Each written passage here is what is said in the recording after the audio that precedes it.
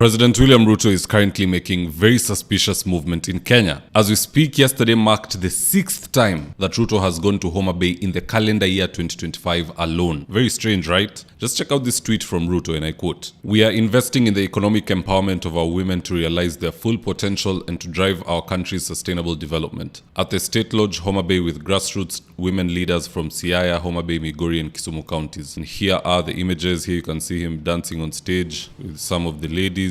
And here you can see him leaving the State Lodge with Gladys, Wanga, and Raymond Omolo somewhere back. You can also see Kaluma and so on. Now, in this video, I want us to unpack why Ruto is constantly, and I mean constantly, rotating in Homa Bay County. And with no further ado, let's get after it. The first reason why Ruto is a constant visitor of Homa Bay is because he's trying to woo Gladys Wanga, so that come 2027, when he gives her the proposal to deputize him, the chemistry will be there and her handlers will agree. You know, it's the exact same way that if you want to marry a woman, the journey starts with the father. Once the father approves, you can then proceed. So Ruto has Raila's blessing and is now busy courting Wanga. And you know, for us men, when we are courting a lady, we usually do things that we never do on our own. For instance, Ruto is now busy cooking fish for Gladys Wanga in her own compound. Just check out this video.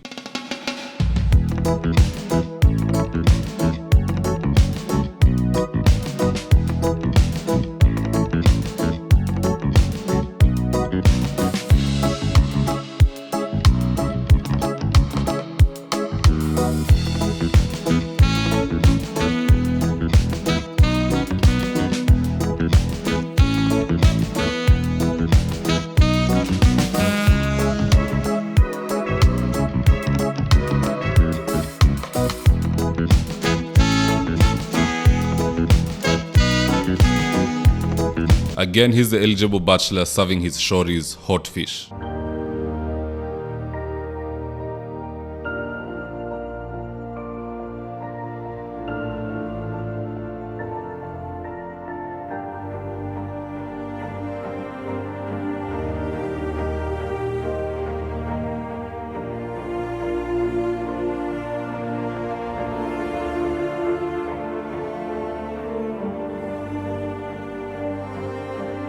And all this while nikipiga hesabu, Ruto has not set foot even once in Tharaka Nithi since February. So Kindiki needs to be very careful. This is not the time for him to be singing two-term without the president having given him any incentive whatsoever. Politics is a game of interest. Kindiki is not protecting his interest. He's already fully invested in Ruto. That is a big mistake. And I bet some of the reasons he believes this fallacy that he's going to be the deputy president come 2027, or rather that he'll go into the ballot with Ruto, it's because of people like Ruku. Ruku is constantly lying to Kindiki that he will one day be the president of this country after serving after Ruto. Just listen into this terrible lie. President William Ruto will serve his 2 full terms, 2022 to 2027.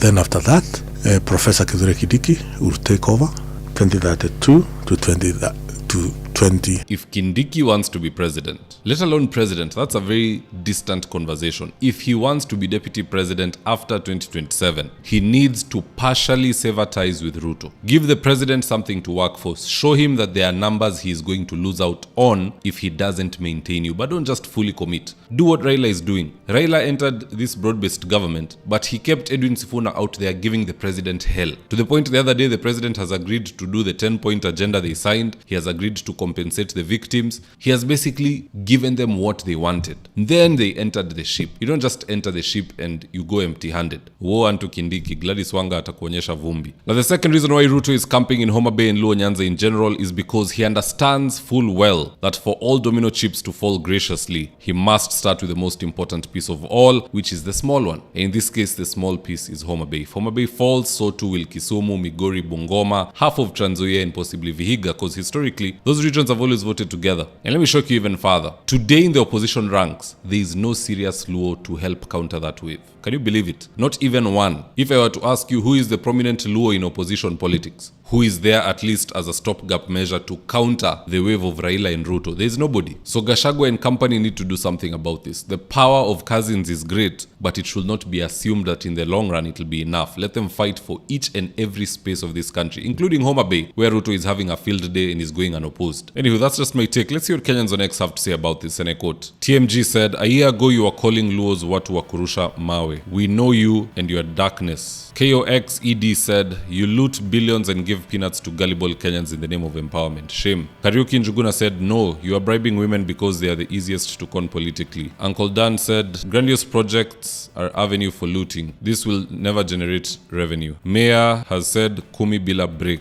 Niggerson said, "Hizi empowerment mingi mingi, pesa inamwagwa left, right and sideways. Tutalipia. Nothing is free bwana. Wapi hapa Kenya ushawaipewa kitu bure. This is hitting below the belt. Tutalia when the time comes. Hata ile maziwa ya Nyayo was not free. Tulilipa pande ingine tena sana." Katumbi said, "Hiyo mzunguko yote ukizunguka nchini ingekuwa umetengeneza makampuni vijana wapate ajira. Sio hizo empowerment za 60 bob." But what say you guys? Do drop me your comments in the comment section below and I'll do my best to read them and to give you a response. And with that, here's the ad of the day. If you're in need of electrical wiring, solar installation or electrical fittings such as strip lights, snake lights, downlighters or chandeliers, contact Engineer Wycliffe at 0707 476602 and he'll get your house dapped up.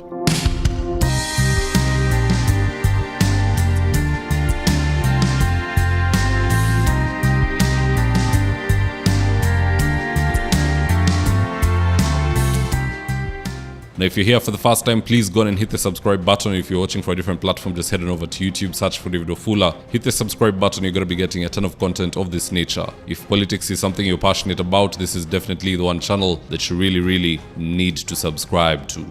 All right, guys, adios.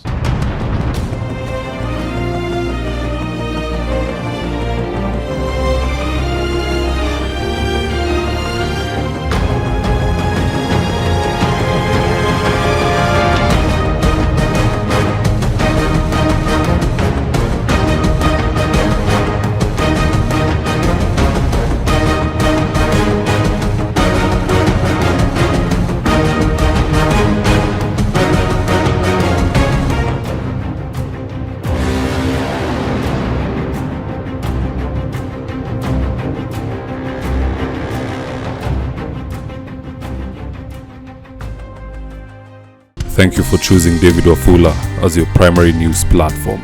We put countless hours in research, recording, and editing. By showing up each and every day to watch our videos, you encourage us to generate more videos for the viewers.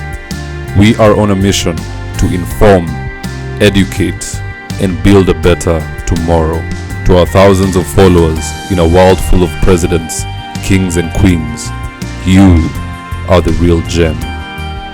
Adios.